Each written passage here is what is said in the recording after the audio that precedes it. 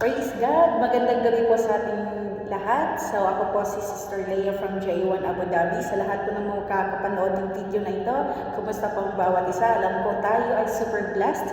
Biyaya ng Lord at tayo po ay binigyan na naman ng bagong buhay. Tayo ay pinapaganda, pinapagwapo, pinapayaman. Glory to God. Hallelujah. So for tonight po, tayo po ay manalangin before we proceed. Hallelujah. Thank you, Jesus. Lord, thank you so much, O God, sa buong araw na pagsama mo, Panginoon. Salamat, Lord, sa kalakasan. Salamat, Panginoon, sa walang hanggang, Panginoon, na biyaya mo, Lord God, sa buhay namin, Lord God. And until now, Panginoon, your grace is enough for us, O God. Salamat, Lord, for the strength, for the good health, O God, for your protection, for your provision, O God. And Lord, even as I will speak your words for tonight, O God, anoint my lips, Panginoon, and mabigkas lamang, Lord God, ang nais mo, Lord God. Thank you for the wisdom. In Jesus' mighty name, I'm trusting to you everything, Panginoon. Let the Holy Spirit teach and lead, O God, on what to speak. In Jesus' mighty name. Lord, this prayer is filled with your most precious blood. In Jesus' mighty name. Amen and amen. Hallelujah. So, for tonight po, ang pag-uusapan po natin ay, ang title po nito, Don't Dare to Do. Luke 6:37, do not judge, and you will not be judged. Do not condemn, and you will not be condemned. Forgive, and you will be forgiven. So may kwento po ako sa inyo. May dalawang tao, si Juan at si Pedro. Yan. Si Juan po, siya ay matipuno, guwapo, matangkad, at maputi. Yan. Hindi po siya tall, white siya, pero handsome. Yan. Ito naman po sa Pedro, katamtaman lang katawan niya, mataba, malaki ang tiyan. Yan. So, itong si Juan, siya po yung taga-maneho ng sasakyan. Siya po, syempre, siya ay, matipuno, parang yung tindig niya ay maayos po yung tindig niya. Ito naman si Pedro, yung pangalawang yung pangalawang tao sa pinag-uusapan natin ngayon. Siya po ay malaki ang tiyan. Hindi po siya nag-exercise. Puro lang siya kain ng kain. Habang nagmamaneho ito si Juan at napadrop sila doon sa 7-Eleven. Yan, siguro sa mga kanto-kanto dyan, may maraming 7-Eleven. Yan. So, pumunta sila ng 7-Eleven, bumaba siya ng kotse at nagpunta siya doon sa cashier, bumili siya ng tubig at chichirya. So, habang nagbabayad siya, sabi naman nung cashier, "Sir, ang gwapo mo naman. Sino po yung kasama mo? Yan po ba yung boy niyo?" Sabi mo gano'n. "Pero bakit po kayo nagmamaneho?" So, as we conclude, napaka-judgmental naman yung cashier na ito. Kasi si Juan po, siya po yung driver. At ito po si Pedro, siya po yung amo niya. Malaki ang tiyan kasi puro siya kain ng kain.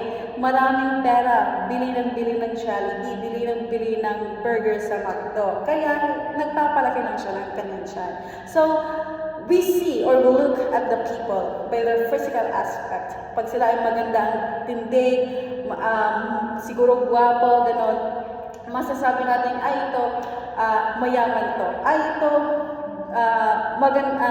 mabuting tao to. But deep inside, hindi natin alam behind that person kung ano ba talaga yung kanilang mga tunay na balat.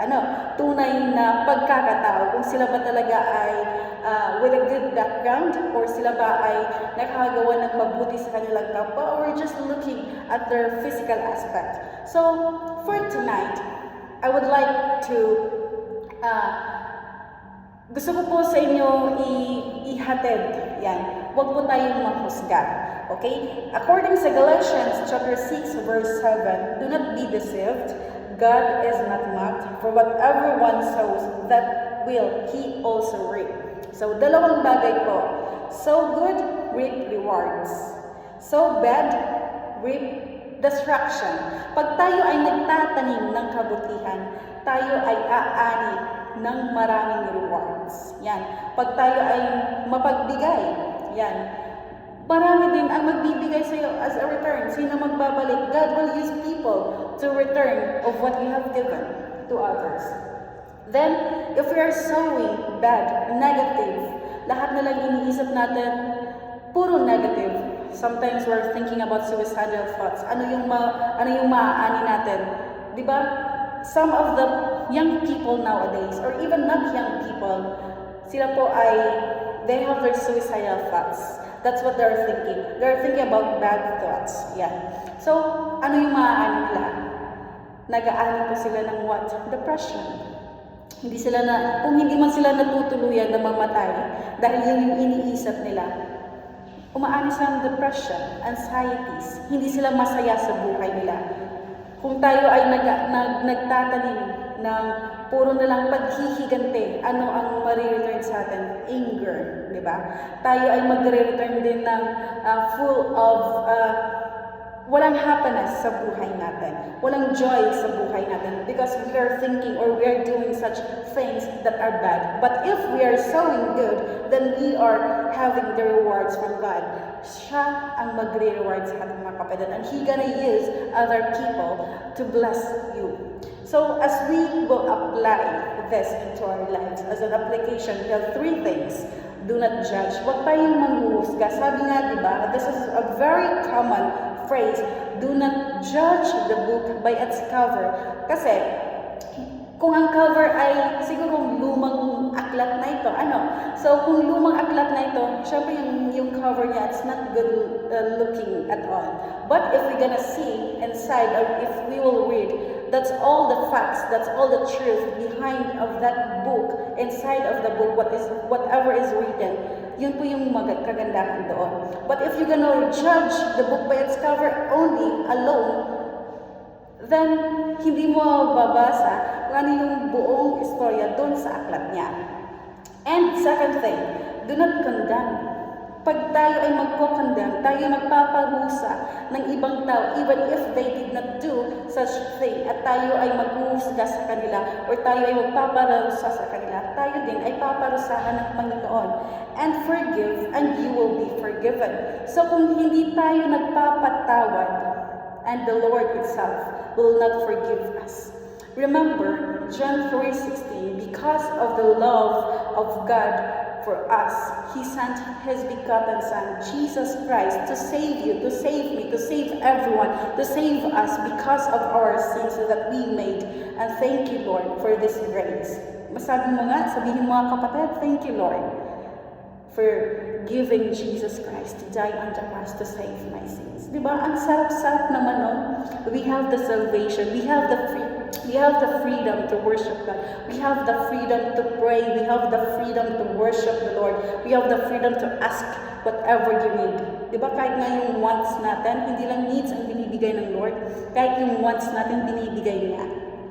As I will challenge you tonight, sabi nga sa topic natin, don't dare to do. Kasi if you're gonna dare to do such things na hindi karapat-dapat, tandaan mo, mag-aani ka ng hindi mabuti. If you're gonna sow bad things, then you will reap destruction. 1 Samuel 16 verse 7, but the Lord said to Samuel, do not consider his appearance of his height, for I have rejected him. The Lord does not look at the things people look at.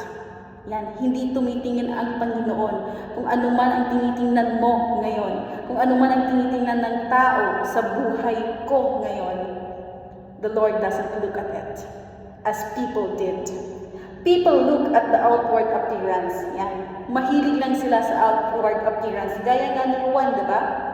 As the cashier, yung pinag-usapan natin, yung cashier, magandang tindig kasi ni Juan. Kaya napapaisip siya na siya yung amo.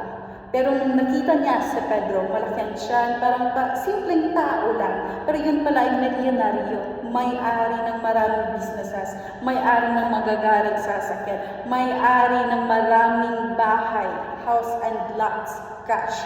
Pero hindi nasasabi, hindi siya na-foresee na siya pala yung may-ari. Kasi the people look at the outward appearance, or people look what they see in front of them. But behind of those, hindi nila alam kung ano yung mga storya. Okay? People look at the outward appearance, but the Lord looks at the heart. Ayan. Ang Panginoon ay tumitingin kung ano ang laman ng puso mo. Ano bang laman ng puso mo, kapatid? Don't dare to do. Don't dare to think other people. Do not judge them. Do not condemn them. If you cannot forgive others, then God will not forgive you. So wag kang gagawa. Don't dare to do things that would lead you to destruction. Remember, God looks at your heart. God looks at our heart. God bless us all. Praise God.